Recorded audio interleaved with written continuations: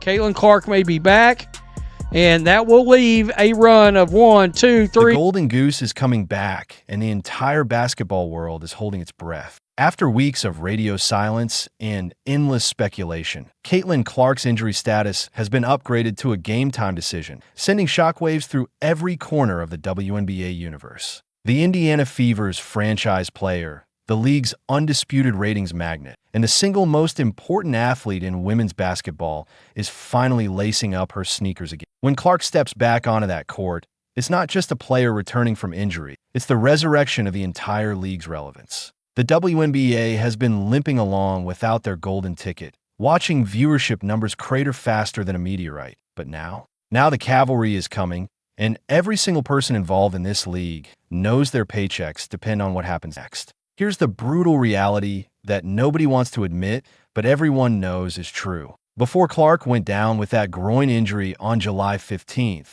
Indiana Fever games were averaging a staggering 1.81 million viewers. The moment she disappeared from the lineup, those numbers collapsed to 847,000 viewers. That's a 53% drop that hit the league like a freight train, carrying nothing but harsh reality checks. It gets worse. National WNBA viewership across all games plummeted by 55% during Clark's absence. Let that sink in for a moment. More than half the league's television audience evaporated because one player couldn't play. That's not just star power. That's economic dependency on a level that would make any business executive break out in a cold sweat. Ticket Market told the same devastating story. Fever games that were commanding $137 average ticket prices with Clark in the lineup suddenly became badly bargained basement experiences. When the Chicago Sky faced Indiana without both Clark and Angel Reese, tickets that once sold for $86 dropped to an embarrassing $25.